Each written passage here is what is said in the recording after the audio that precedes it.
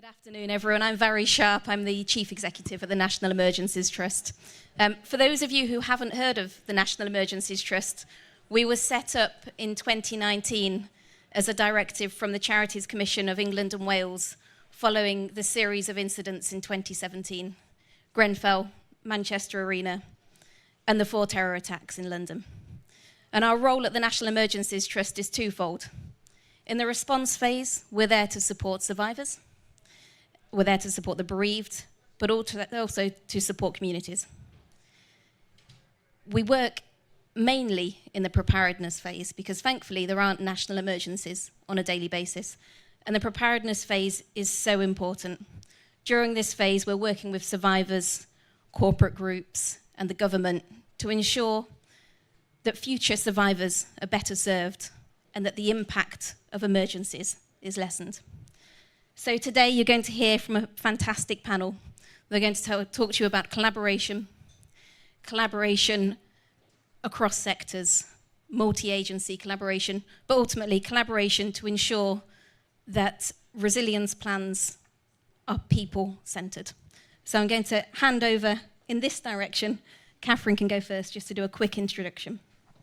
Hi, good afternoon, everybody. I'm slightly blinded here, which is probably a good thing because I can't see how many of you are out there. My name's Catherine Thomas, so I'm Chief Corporate Affairs Officer for Clarion Housing Group. Clarion is the largest housing association in the UK. We are completely not-for-profit. We own and provide and maintain homes for 125,000 households in the UK, over 370,000 residents. And as we are not-for-profit, collaboration is absolutely critical. We don't have the technology or the resources to be able to do the things that we have to do or that are expected of us to ensure that we meet some of those net zero and regulatory commitments that we've signed up to. So we are working in collaboration with government and with technology providers and with construction teams and looking at innovative finance all across the UK. The Housing Association business model is such that we collect rent from social housing tenants. That rent gives us the income to maintain all of our homes.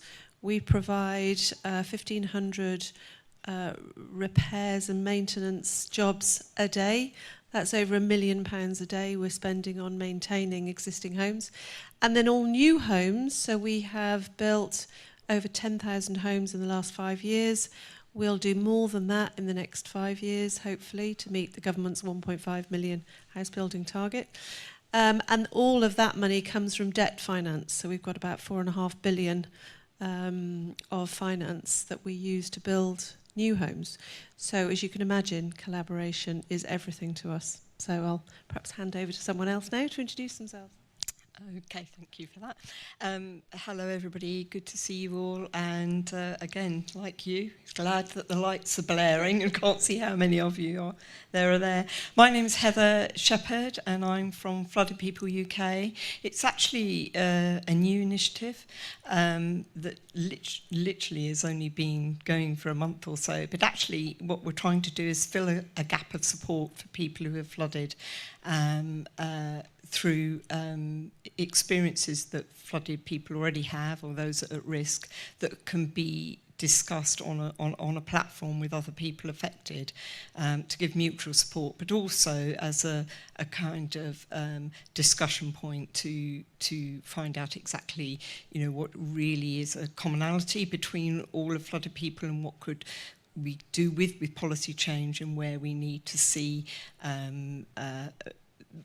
more help and support for people. But also there's another side to this as well, where we hope to kind of collect the data and the things that are important to flooded people so that we can campaign and see that flooded people are, some of their issues are addressed and changed for the better, really, I suppose.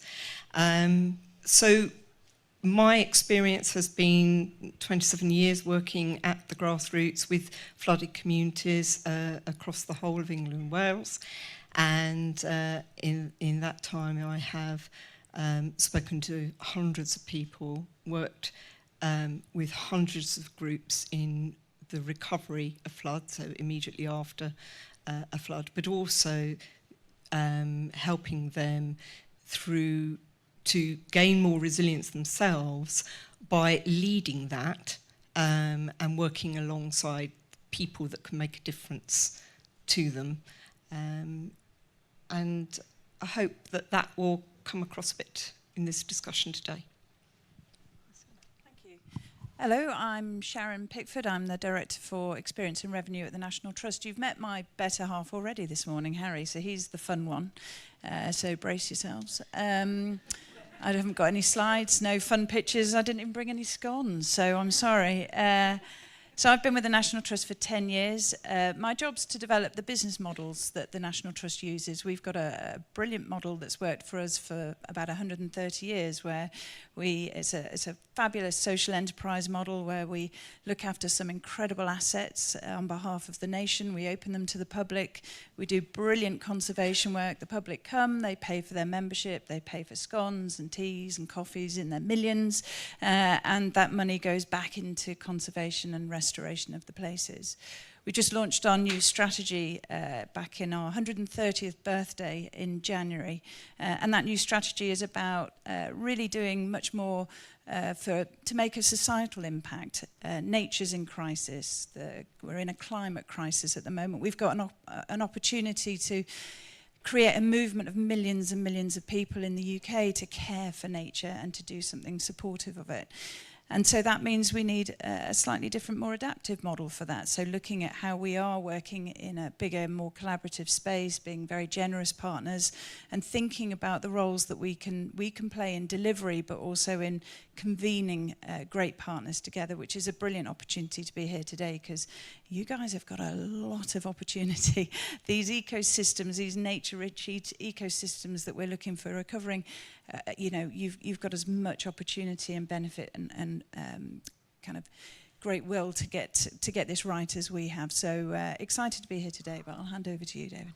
Thank you. Good afternoon, everyone. My name is David Mazuka, and it's a pleasure to be here. I'm lead instructor at the National Center for Disaster Preparedness, which is at Columbia University's Climate School in New York. Much of my experience has been both in the academic and government spaces. In addition to teaching, I have also served as a research fellow at Kyoto University at the Disaster Prevention Research Institute, going on 3 years ago now. And prior to that, my government experience, I was with the state of New Jersey following Superstorm Sandy, in which we received federal funds that allowed us to rebuild infrastructure and homes that were damaged and destroyed during that disaster. My role there in government was as assistant director for housing recovery with the state's Sandy Recovery Division. It's, again, a pleasure to be here today and look forward to everyone's questions. Thank you all. An incredibly varied panel, and hopefully a different flavour to what we've had this morning as well, very community focused. So at the National Emergencies Trust, we receive incredible, overwhelming support from corporate groups in the response phase. However, during the preparedness phase, it's not sexy. It's very sensible, it's not glamorous, and very few people can get excited about supporting it. The question to the panel here is, because if we get this right, if we get preparedness right, we will save lives, but we will also save money, and that's a great thing too. So how can insurers and how can the finance industry come together, work alongside grassroots organisations to bridge that gap in preparedness? It all comes back to collaboration again. I'm going to go for Sharon first, but do put your hands up. I caught your eye there. That was a mistake. I mean, it is literally all about collaboration. I can't express it enough. You've heard it all morning, actually. I've been watching upstairs on the live stream, and you've heard it again and again. This isn't a single unity or a single entity that's going to address a climate crisis or a nature crisis on its own. We own just shy of 2% of the total UK landmass at the National Trust. We're one of the biggest landowners in the UK.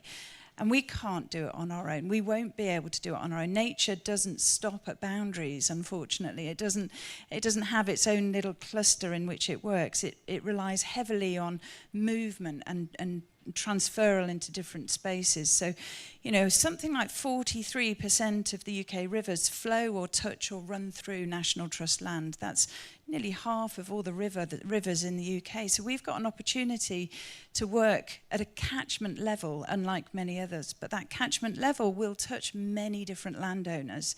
It will involve many different villages and communities. It will involve government bodies. It will involve local authorities. It will involve insurance companies, banks. It's such an enormous collaboration of a scale that we haven't seen, and I think the urgency that we need to act is quite an interesting topic for this particular panel at the moment from a collaboration point of view that says we've been involved in lots of conversations. One of the great things about the National Trust is we are a brand that's well recognised, well trusted. You know, I think NHS is the only thing that the brand that's recognised or trusted more than the National Trust. We're second in the UK, so we've got an ability to open doors, which is a fabulous privilege.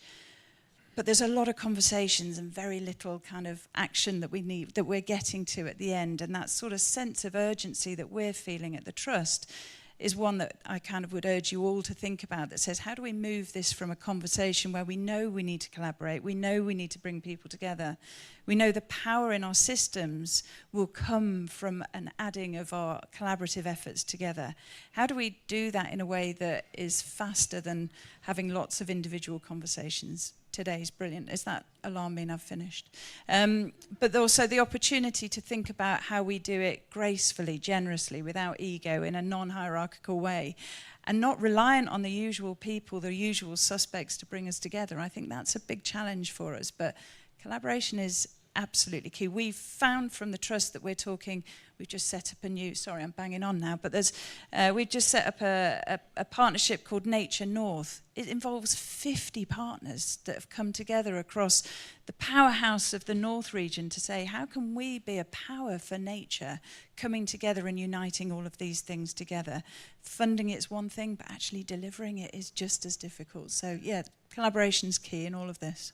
Couldn't agree more. 42% as well. That's a great statistic that will stick with the room, I'm sure. I mean, you talk about collaboration. During the COVID-19 response, the country came together in a fantastic way. It was a catalyst, and it was a great proof of concept that we can actually do it, and we can break through red tape, and we can break down barriers and just work together, and we can get it done quite quickly. But there's a question around how we harness that and how we take it forward. I mean, at the National Emergencies Trust, we can't exist without collaboration. And just to give you a quick example of that, in our COVID-19 response, we raised £100 million and distributed it to support 20% of the UK's population. But we didn't do it on our own, and we couldn't have done it without the voluntary community sector. 15,000 charities transferred that fund and that support across all 4 nations. The government provided funding, but they also provided policy insights, data insights, intelligence. Frontline services were giving you an analysis into what's the need on the ground. The public were coming forward. Yeah, they're often forgotten, the public. They're so valuable. They're an incredible asset. You know, almost 70 million people, and if you communicate with them properly, they will be in your hand and they will do whatever you might need them to do for the country. But corporates came together as well. Corporates were one of our major donors, 40% of income for us. But they didn't just give us money. They gave us expertise. They gave us data scientists. They gave us chief risk officers and incredible brand awareness campaigns. And it just proves that if everyone comes together, puts ego aside, and collaborates rapidly, 13 million people can be supported in their time of greatest need in a matter of 6 weeks. So I'm going to move on quickly, and I'm going to come to David and also to Heather on this one. Each of you have got the privilege of working with communities, supporting communities, learning from communities.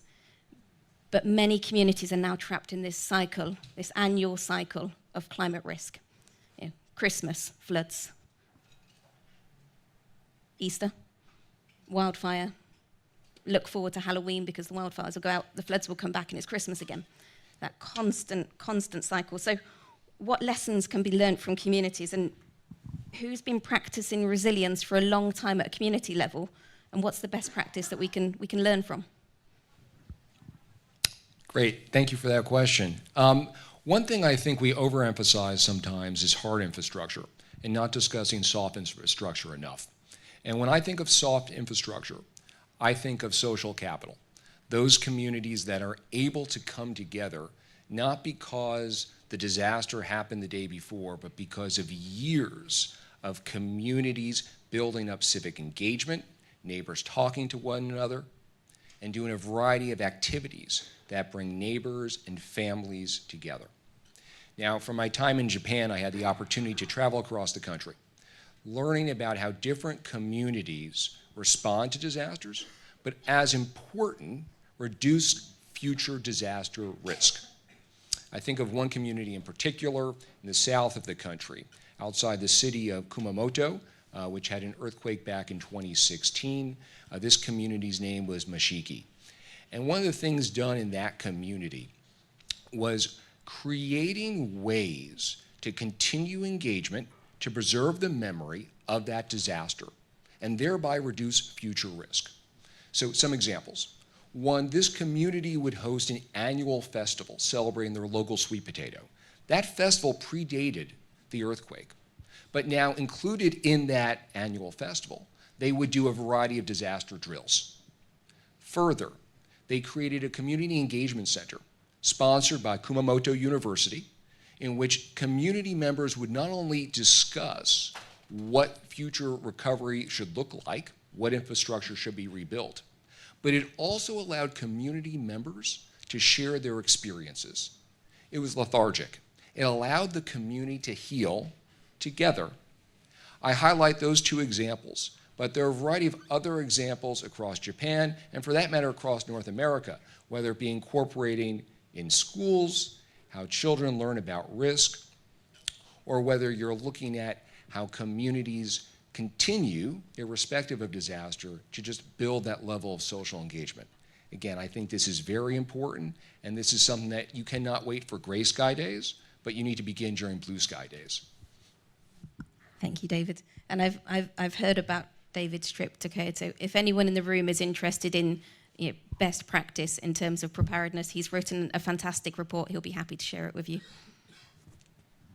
Heather.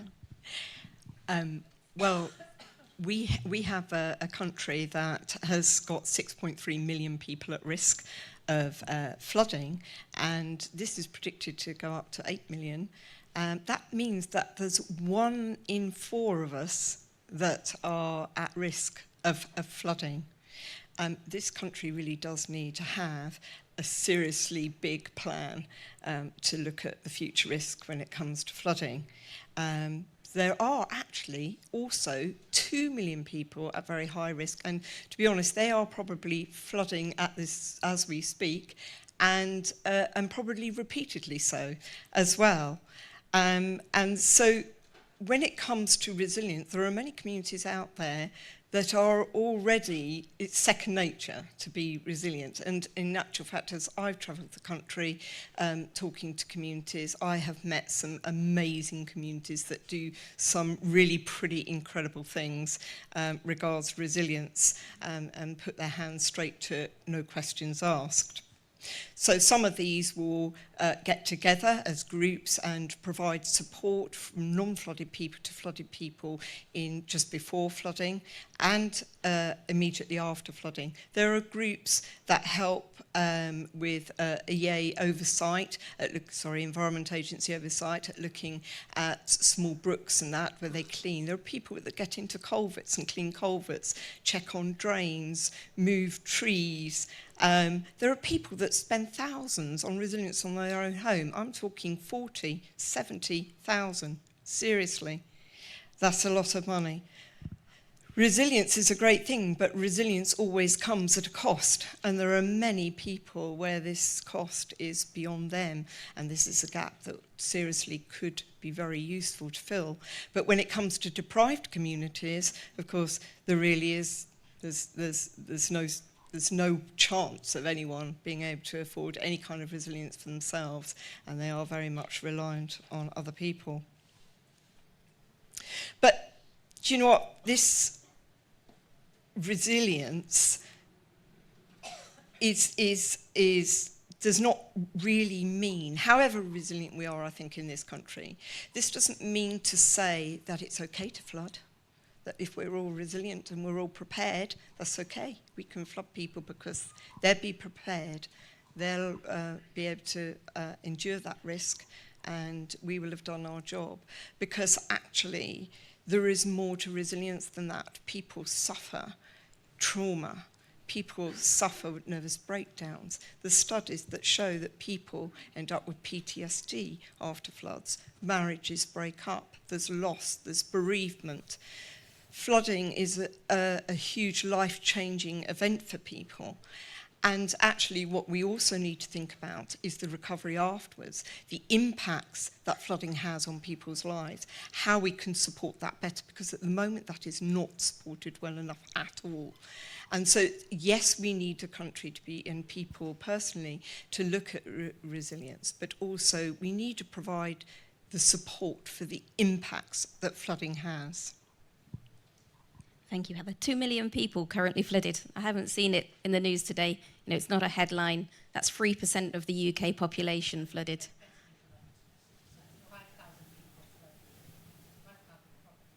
5,000 properties. Thank you. 2 million at high risk. 2 million at high risk, right, okay. Or 1.9 to be precise.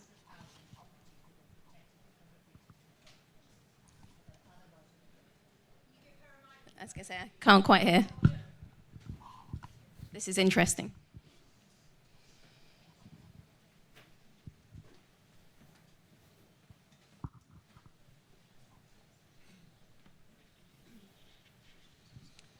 I will start. I'm Ines Vaden from the Environment Agency.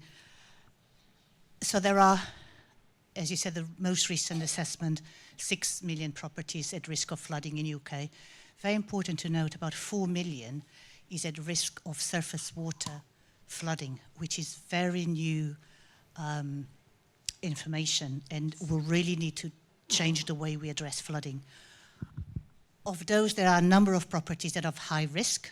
I think you mentioned 2 million. I think probably not as high as 2 million. It's 1.9, I think, actually. 1.9. But then you said that of those that were being flooded currently, they're not. So this winter, as someone mentioned earlier, I think it was my colleague Jonathan, about 5,000 properties were flooded. Every single flooded property is a disaster in itself. It is. But because of the investment that has been made and the flood defense that has been built in the past 2 decades, about 80 to 100,000 properties were not flooded. We need to do more, but numbers matter. They really do. They really do. Fantastic figures there. Thank you. Just as Heather was speaking, it reminded me, I met with a lovely couple, Jim and Nora, in Cumbria a few years ago. They'd been flooded for the 8th time. Mm-hmm. They knew they were going to be flooded again. They couldn't sell their house. They couldn't find insurance that fitted them or afford it. But a fantastic local charity, the Cumbria Community Foundation, went in and they turned their house upside down. They put the expensive goods on the top floor, and they were always there for them. But Jim and Nora, they knew that they would be in this house until the day they died or moved to a nursing home. And I think it's just remembering that everything we're talking about today, it's all about the people that we're here to serve. Now, we've got one of our corporate partners sat in the room. Clarion works with us strategically as one of our patrons to support us. And you might want to pick this question first, but I'll let you choose. How can corporate coalitions and insurers and government collaborate more effectively? Thanks, Vari. And yes, we are very proud corporate partners, and Vari's team have helped me and my teams with some scenario planning work, which is just priceless, absolutely incredible, and 90% of it you didn't know before you started, so it's very well worthwhile. I would say Clarion is 125 years old this year. It's 125 years since a Victorian philanthropist bequeathed his legacy to build homes for the working poor. So thinking about the future is very much the focus of our of our teams, and we want to be here for another 125 years.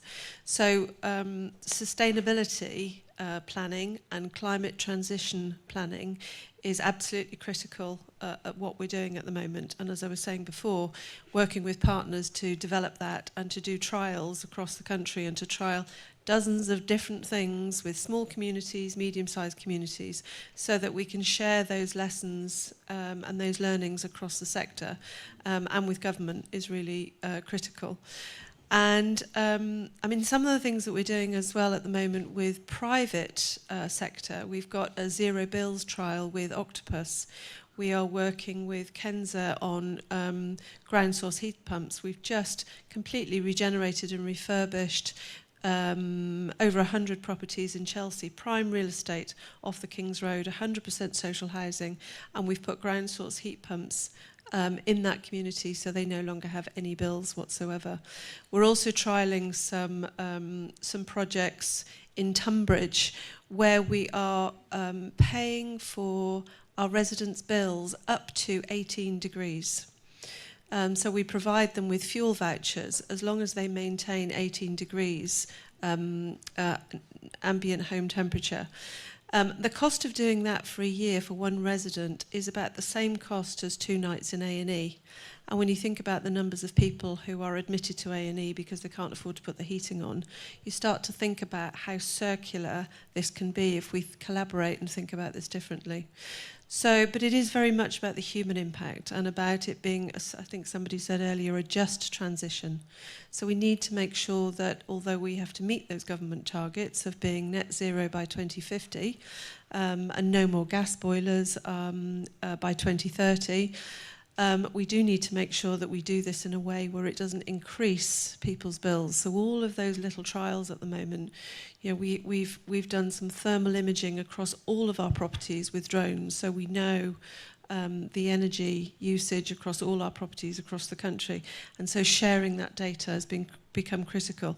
So the more people we can collaborate with, the more little trials we can do, the more learnings we can share. And I have to say, because we are the largest in the UK, we're probably one of the few that has the skills and resources to not just think about these things, but actually start doing them. Thank you very much. The one statistic that you'll hopefully draw out of this that's really going to stick with me is linking bed nights in hospital to temperature in homes. That's something tangible that anyone can get behind. Now, I'm going to come back to David and Heather.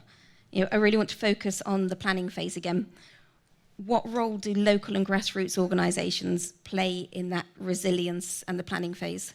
Should we start with Heather? Okay. So, yes, I mean, I think they play an enormous part, and I think we start again with the community, because often what we do is we plan for communities, making decisions about what we think they need, and rather than working alongside them from right from the start, really.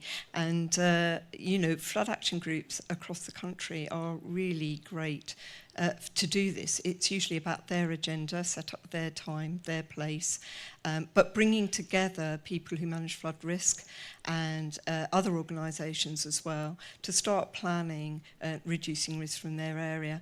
And what they bring along also is local insight, because actually local people are the local experts of their area, and bring that together with people that manage flood risk, and this can really bring about very innovative solutions that help a community, not only immediately before and after a flood, but also for the future of flood risk as well. It brings about enthusiasm in the community to, you know, regained enthusiasm, I think, actually, because often they, you know, communities become totally deflated after suffering this kind of trauma, and brings in a new enthusiasm that helps towards a safer and better future.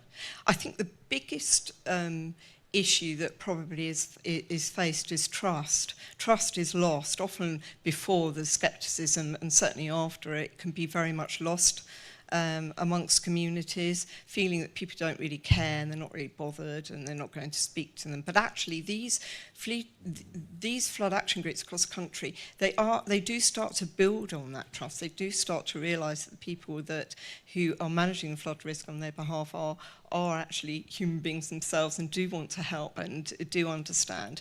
And so usually I come across quite shocked communities afterwards to say, yeah, no, they're really nice people, we can really work along with them. They actually, they did listen. The key is listening and building trust. And if we want to progress really, people at grassroots are the way forward for resilience. Without them, resilience will be very, very difficult.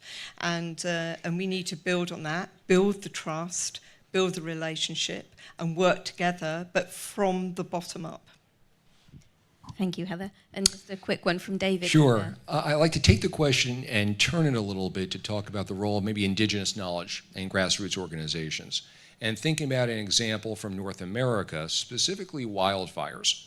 For hundreds, thousands of years, indigenous communities in North America, both in Canada and the United States, have dealt with wildfires. And in some instances have sought out controlled burns. One example I like to give is in British Columbia, 2021 Mount Law wildfire.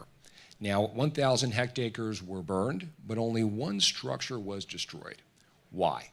Because this community, 5-6 years before, went through efforts to reduce ladder fuel and surface fuel. And by doing that, they mitigated the impact of that wildfire. Other communities do similar things. And other communities also do controlled burns. And it's something for us to think about because too often we look at wildfires as something that cannot be prevented or controlled, and yet there are aspects that we can. Thank you, David. And thank you for keeping it so swift because you'll have seen on the screen here I'm being hassled. I'm going to stop asking questions because I'm really interested in some audience participation. So I don't think we have any on the Mentimeter, but please do raise a hand and a microphone will find its way to you. And I can't see anyone, so I have no idea who has a hand up. Sorry. Hi. Fantastic panel discussion. Thank you very much. We've talked a lot today about insurance, and I just want to pick up on a point that this panel's highlighted several times. Insurance typically addresses financial loss. It doesn't address emotional harm. It doesn't address those people who sit in their house and watch a river rising and are terrified that their house is going to flood again. And that's why everything we've talked about today, which is about prevention and how we can fund prevention and actually how we plan for the worst to hopefully avoid it, is so very important. So just a point rather than a question, but thank you. Superb discussion. Thank you, and such an important point. Thank you very much. And we are all here and we're all open to working with the sector to see how we can work more closely to close the gap in that sense. I can hear shouting from this side, but I can't see you, so I'll let you go. Okay. Mark Partington from Pinion Risk Consulting. I also spent 12 years living in Japan, and I wanted to ask David whether it's possible for us to engineer the same degree of social cohesion that the Japanese do, because, they start so early in school and it goes right through their lifetime. And I do indeed, I agree with you. I think we've got an awful lot to learn from the way that they approach, their natural disasters because they are so exposed. I don't think we can engineer in the same way that the Japanese do, as you said, from youth all the way through elder years. But I do think there are aspects that we can think about, whether it is community events that really try to engage with all members of the community. And whether that's a festival or something else going on, I think more can be done for communities to come together on a regular basis. I think now more than ever. I think, and I'm speaking as an American, there's less interaction with one's neighbor today than there was 20 years ago, 25 years ago. Social studies are showing this. So the more community leaders, whether municipal government leaders or whether it's grassroots organizations, can do more to bring people together, I think that increases social capital, helps with reducing disaster risk, and also just makes a stronger community that people do want to be a part of. But you're exactly right. It's not a one-to-one model by any means. Thank you. Thank you.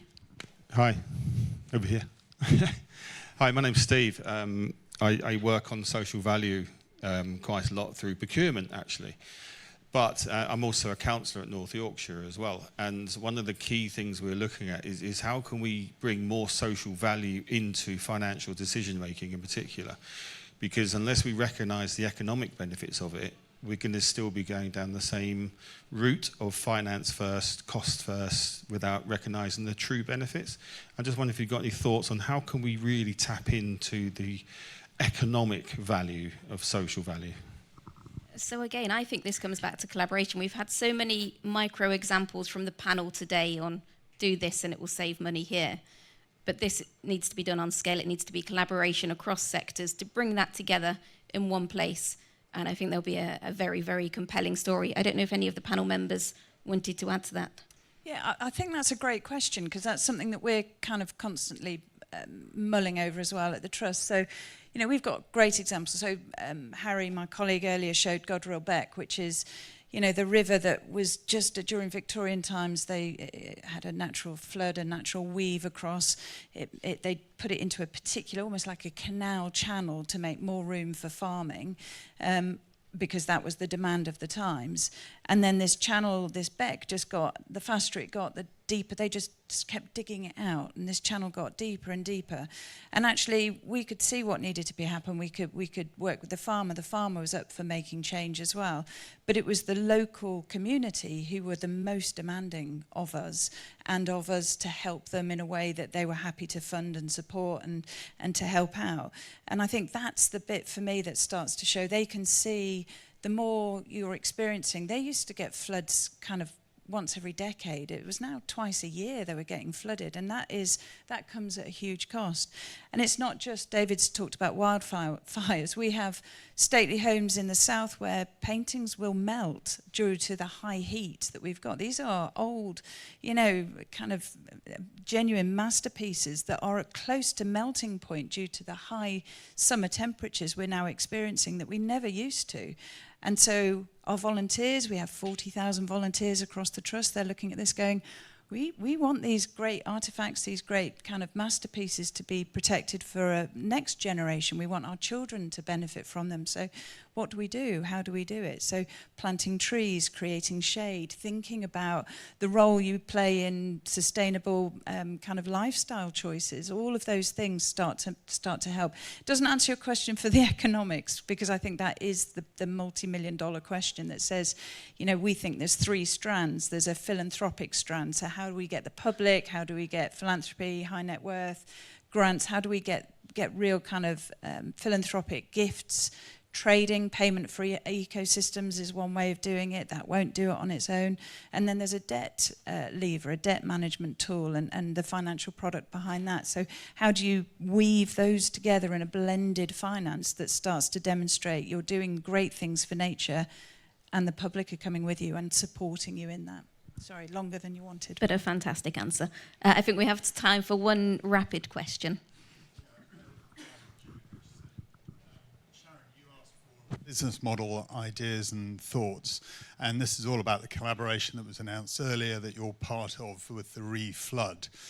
Now, you're talking about generating revenue streams, but actually it's about creating value and capturing that. The best way you could do that would be for the National Trust, the Crown Estates and other large landowners of that ilk to buy flood implement the flood measures you want, capture the value by reduced losses and create huge income for yourselves. Good luck. Wow. I'll write that down. Thank you. Hire him. Thank you all. Thank you for your time. Please do come and speak to us. We've got some, come and speak to us about any preparedness or collaboration that you might want to discuss. Thank you all. Thank you.